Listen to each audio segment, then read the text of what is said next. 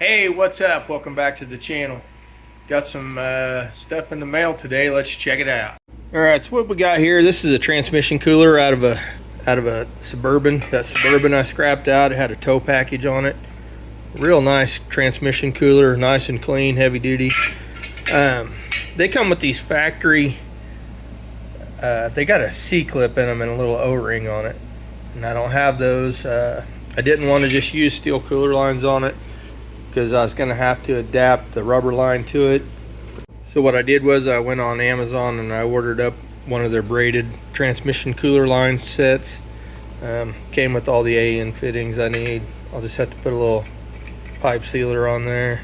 And then it's got the fittings in there to screw into my th400. So now we're going to have all high pressure line for the whole transmission cooler lines. Spent enough money on everything else, might as well, you know, do this right too. So, and while I was at it, got the valve stems, bolt-in valve stems, so I can get the slicks mounted. Got this flexible dipstick tube. Hopefully it works. I'm not real certain. Still need a drive shaft, working on that one.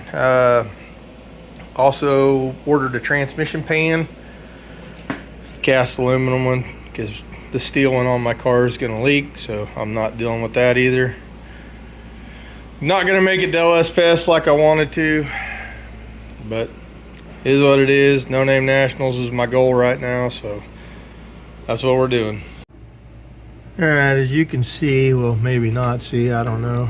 These are the cooler lines. I put these steel cooler lines on it, and I ran them all the way to the front, but they wasn't long enough. One of them broke off. I was gonna try to put some sort of compression fittings on it, but I don't want to do that. So we're gonna do the AN lines.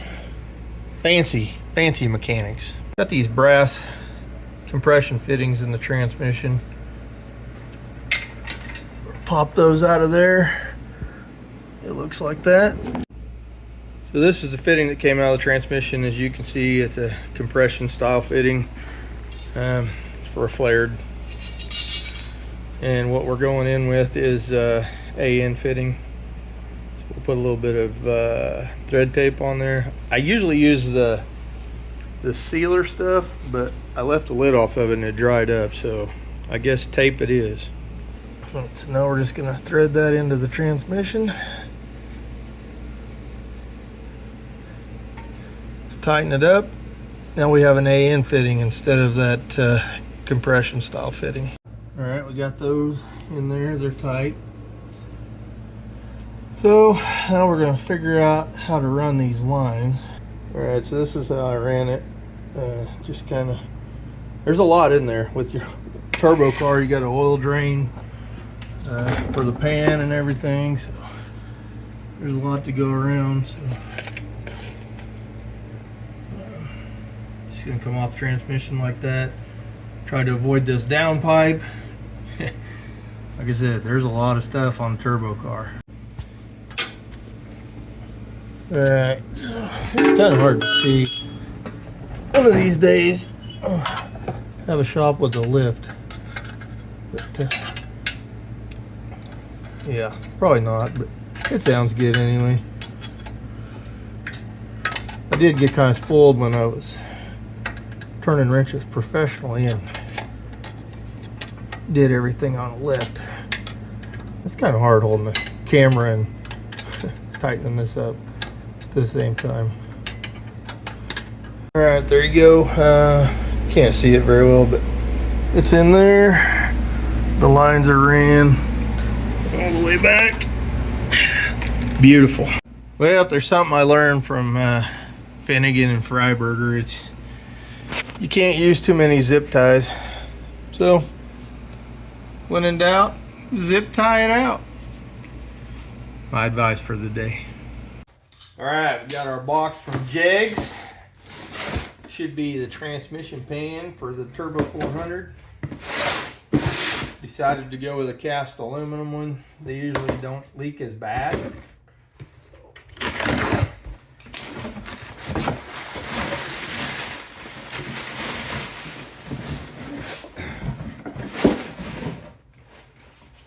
We got stickers.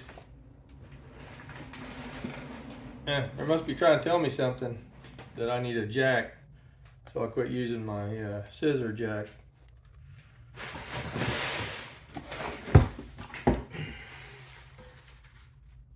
Alright, it's a nice gasket. It's got a nice rubber gasket.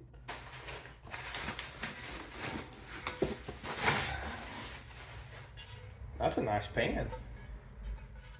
400. Finned. Yeah, that'd be a nice addition to the Turbo 400 that I have way too much money in. Now all we gotta do is get it put on. And it came with the hardware too. Alright, I got the filter put in it. Took me a minute to figure that out because it wasn't in there when I got it. So there's that little tube, and then there's an O-ring and stuff that goes on it.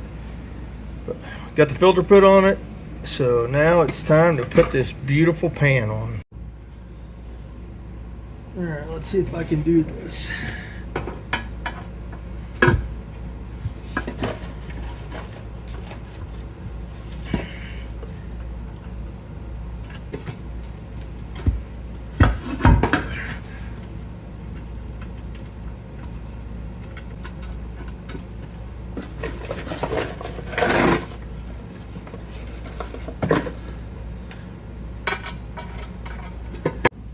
I went and found me an Allen wrench. I don't know why I didn't do that in the first place. Probably because that would make the most sense. And that's not usually how I do things.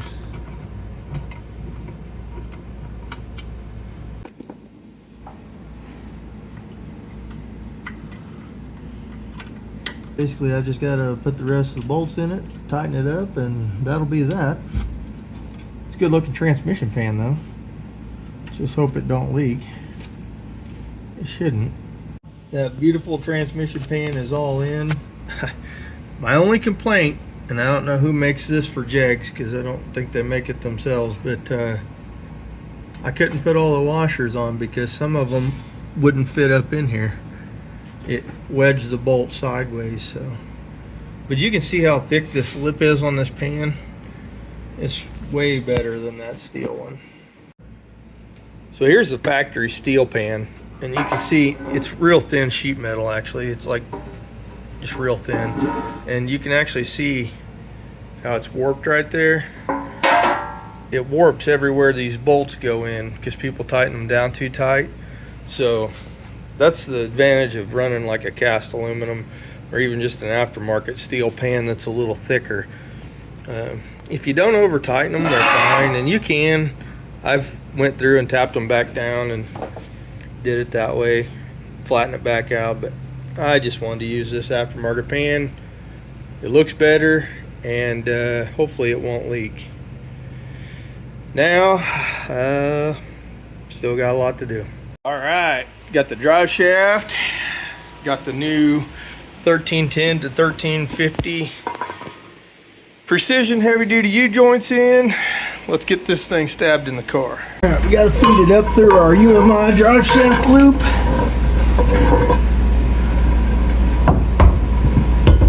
Slide it into the tail shaft of the transmission.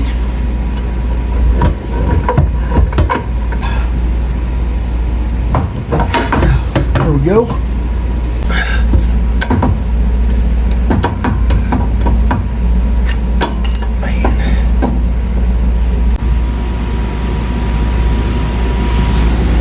Alright, drive shaft's in. Had the wrong U-joint in the back, had a 1310, 1350. Problem is, it's real, it don't have very much at all sticking out of the transmission. Maybe a 1/4 inch. I'm gonna jack up the rear end, put weight on it and see where it's at. If the drive shaft's too short or too long, then I don't know what to do. We'll see. I may not make it to no name, but we're gonna give a hell of a try. All right, so after cutting this thing apart again, I ran up and got a 90, and I think it's gonna work like this. So grab my welder, tack it up, and see if we can make this crossover pipe work. Man, this thing has been kicking my butt.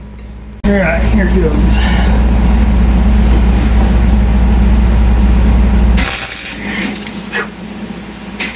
This piece of shit welder. That's why I don't use it for that thing. I am trying to use flux core too because I ran out of gas. So.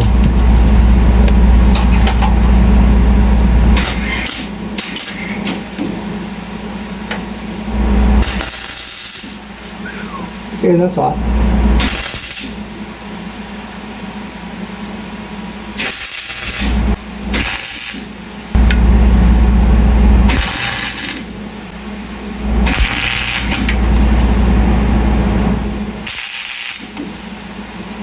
All I gotta do is get it tacked good enough, and then I'll take it to work and weld it. I have high quality equipment there. But I believe that's gonna work, so yeah, that's a good sign.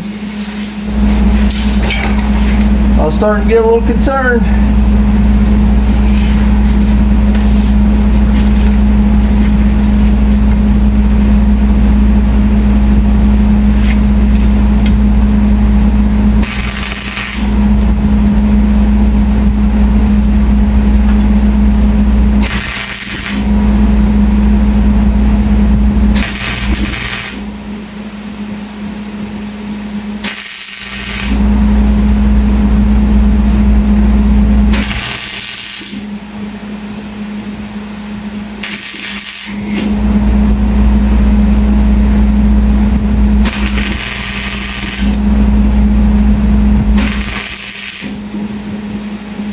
Well, that should be tacked good enough.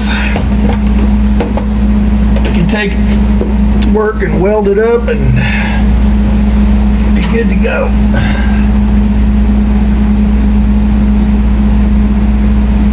I'd really like to have me a good welder here. I have my buddy's TIG welder here, but unfortunately I do not have gas for it, so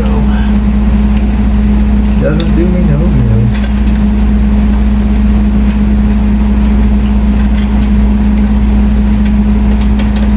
It's alright though. I'm lucky enough to have a good job where I can weld stuff at work, so.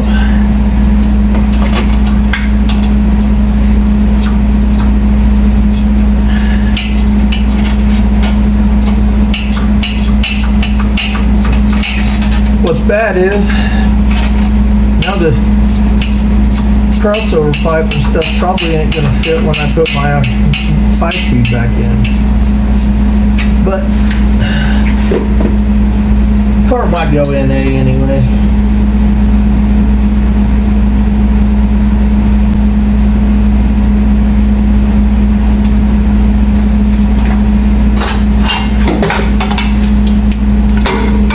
Alright, and that's what we got to work with. Gap to fill there, no big deal. You see how many times it's been modified over the years to make it work with different setups. So. Alright, so we're going to put some of this DI header wrap on my crossover pipe. It's going to serve two purposes actually. One, to hide my horrible looking welds that are on here.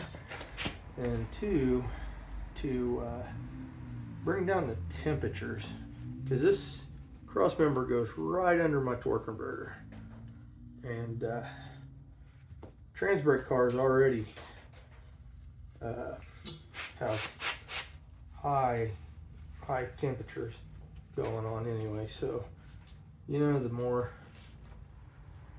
temperatures we can drop, the better. Plus, actually, I think it looks kind of cool. I like the look of this header wrap stuff.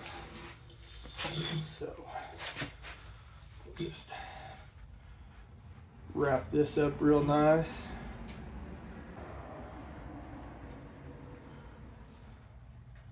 anybody's ever messed with this stuff, it's kind of a pain in the butt. I honestly don't like messing with it. One of the secrets to this stuff is keep it pulled tight as you're doing it, because if you let it get slack in it, it'll unravel on you. Then you gotta start the whole mess over again. And I do like a quarter overlay on it when I do it. So covering, what I mean by that is you're covering this next section a 1/4 inch. So just go. Like I said, it's going to cover up my horrible welds and keep the heat out of my stall converter and my transmission and my brake lines that run right by this. So all right, yeah, that looks better. Yeah, I probably should have wore gloves because this stuff is starting to make my hands itchy. Just wrap the whole thing.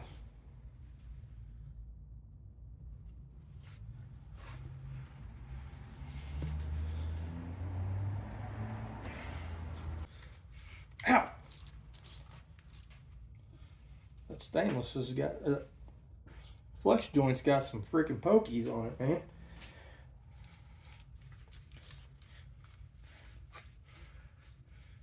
See them. All right. See, I should definitely keep the temperatures down because my brake line's real close, my transmission pan's real close, everything. So let's keep these temps down. That's done. I need to wire up transbrake, put the shifter in. All right, the shifter is in. Now this is a reverse pattern B&M shifter, so I'm gonna go park, reverse, neutral. Now it's in first gear. So first, second, third. Push that forward, back to park. Well, getting close. You can see I put a old floor mat and covered up the mess I got. I'm gonna have to put new carpet in it now. I'm not real happy about that, but I've had to cut so much holes in the carpet and stuff, so I don't know, but it's in there, so we're good with it.